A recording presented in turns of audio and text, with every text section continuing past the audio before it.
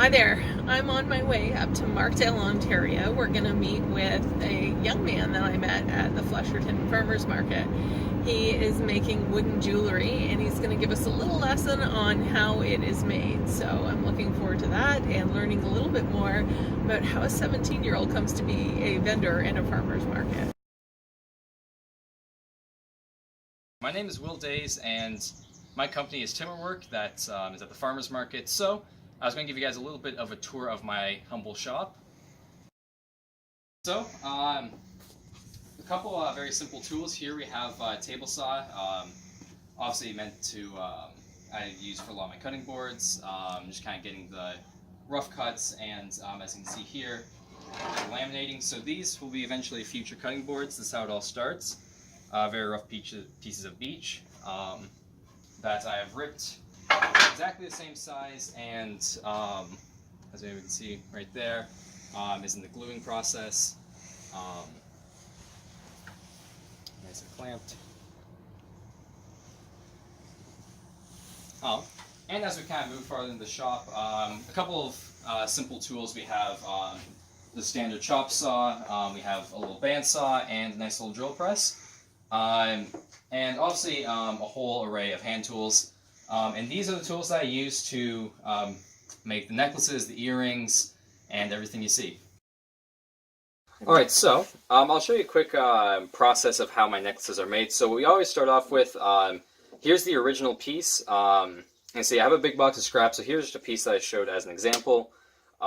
This is Padoke. This is the bright orange wood that you might commonly see at my booth. So this is how it all starts off. It starts off as a really obscure cut piece of wood. It's very dirty and doesn't look at all like the original product until you start cutting it open and then putting just nice squares for the necklaces.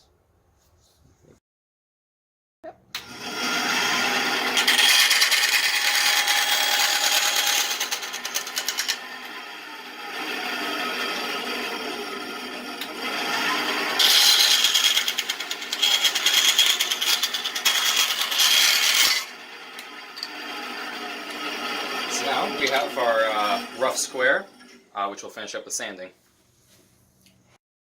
So now we have a pretty rough square. Obviously the bandsaw isn't perfect, so we have to do a little bit of sanding. Now because the necklaces are very small, this requires a lot of elbow grease and just hand sanding.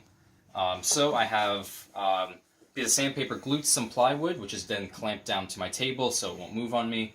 And then I literally will just painstakingly sand it, and then over time I'll grab a square and then make sure that my product is obviously square. Obviously this is very rough, you can see it's not even close, but through quite a bit of sanding I'll eventually get it nice and square, and then obviously the bandsaw obviously doesn't leave very clean cuts, as well as the fact this is brown, which is not the very nice orange color that the necklace will eventually look like. Which then we continue.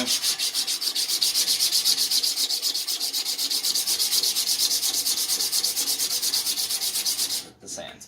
Eventually, I might not be able to see on the camera, but eventually it'll be nice and smooth. Alright, so what I do next, now that it's hypothetically nice and sanded and square, what I'll do is I will just take a nail. I'll find where I want to put the hole for the lace. I'll make sure it's nice and even, and then just punch it in. This ensures that when I drill, that even if the bit is a little bit off, it'll catch that hole that I put in with the nail, and then make a nice perfect hole. Alright, so now that we have our hole punched in, what we're going to do is we're just going to clamp it. This part is a little bit tedious. This is the part I look forward to the least whenever I make these, but it's obviously a very crucial part. So make sure it's nice and lined up. Clamp it in place.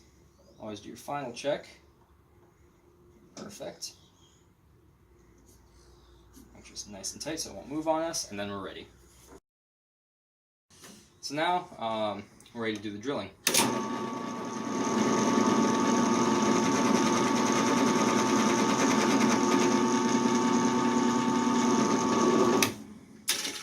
There we go. The problem with drilling such small and thin pieces is that they'll quite often split, especially since it's hardwood, so if you go too fast, it'll end up splitting. This thankfully didn't for us. When we were making the pilot hole, unfortunately it split on us, so we're going to have to quickly fix it up on the bandsaw or sanding, but as you can see, we have a nice centered hole, and now we're just ready to do the finishing. Alright, so a common question I get is, where do I get all these woods? Obviously having a lot of exotic wood products, very rare woods, like for example like the Padok, which I was showing you, the orange colored wood. We have like zebra, which you can tell kind of looks like a zebra. So this is where I get all my supplies. It's a big box of just crazy scraps like this. I haven't touched it, I haven't even looked at this piece. So a lot of crazy woods. You can see a lot of these are cut out in really obscure shapes as well. This is because this box of wood came from a college where they're making pipes. They're actually going to burn all this wood that you see here. So I've instead repurposed it. As you can see, here's the pipe shape. So hopefully, maybe, who knows, one day there might be Timmerwerk pipes. But until then, I'm still going to kind of cut these up, use these for the necklaces, the jewelry, and I may even get creative with some other things. But you can see a lot of these are just very dirty scrap wood, if you will. But after a little bit of work on it and a little bit of blood, sweat, and tears, then it becomes the necklaces you see. Now that we're done sanding, I'll just do a quick finishing process, kind of show you how I do it, and then I'll show you the finished product. So now that we have our sanding and everything ready to go, we are now ready to stain it. So what I like to use is just this clear coat. Again, all of the wood grains that you see, I'm not coloring it or anything, so I just like put a clear coat, gives it kind of a wet look, and just really enhances the grain. So I'm just going to quickly stain it. Usually I use a brush for this, but just because I'm only doing one right now, what I'm going to do, I'm just going to dab it, just rub it on. Not really worth wasting a brush for just one. So we just tap on it lightly, and then we literally just rub it on. First, you kind of just want to soak as much of it as you want on. Really want to get it everywhere, make sure it's fully covering. And then now we have a nice. Now you can see it's very nice and dark. It probably looks more resembles the colors that you might see at the market or wherever you might see them. Then we just wipe off some of the excess and move that away. Voila. As you can see, if you're going to do any kind of staining with gloves, with these kind of gloves you can get from the store, make sure that you wipe off some kind of white chalkish, whatever it is, because you will see it on your end product. So make sure you get all the stuff off your glove, just so you're not contaminating it. And as you can see, we have a nicely stained piece ready to be sold. So obviously, what I like to do with this contraption here is, just so I'm not putting any of the drying parts touching any wood, what I'll do is just a bit of a balancing act, to be honest. Of course, can't do it on camera, but there you go. So it's not touching, it's not kind of messing up the stain in any way. It's having the least amount of contact, again, just so you're not messing up that stain. And now we give it, I think it says on there, 6 to 8 hours to dry. We'll have our necklace ready to go.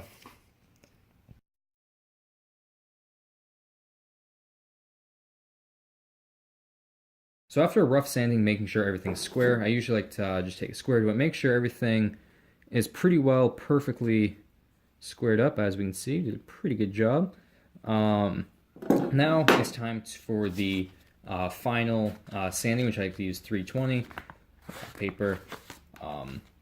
This is kind of gets the lines out that usually show up when I'm doing the rough sandpaper. Usually they show up lots of little lines, and also because it isn't that perfect glassy feel that you would usually feel with my finished necklaces. So with the 320, what I like to do is just give it a quick, ever so light sand, just knock off a little bit of material. And now you obviously couldn't see the lines before, but now we have a nice glassy feel, and if you could see them, the lines are gone now. So let's go ahead and do it on the other side.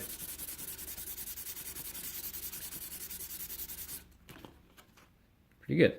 So now what I like to do is you just kind of give each side just a light sand, make it feel nice to the touch. I already took the machine marks out with the rough sanding that the bandsaw leaves. So just give a couple light touches. That bottom one needs a little bit more. So now that I have everything nice and smooth and finished, these edges here are very sharp. They probably won't cut you, but I just kind of like having a nice smooth edge. So what I usually will end up doing, just kind of get a little bit of dust off. I'll get it off later, but what I like to do is just a nice firm grip. Just notch ever so slightly a little bit off. So if you happen to purchase a necklace from me and you take a really close look, it looks like the side is beveled, but that's just from sandpaper. I just take a little bit off. It feels a lot smoother on the corners than just a sharp, jagged edge. So do that on all four sides. Go to the other side.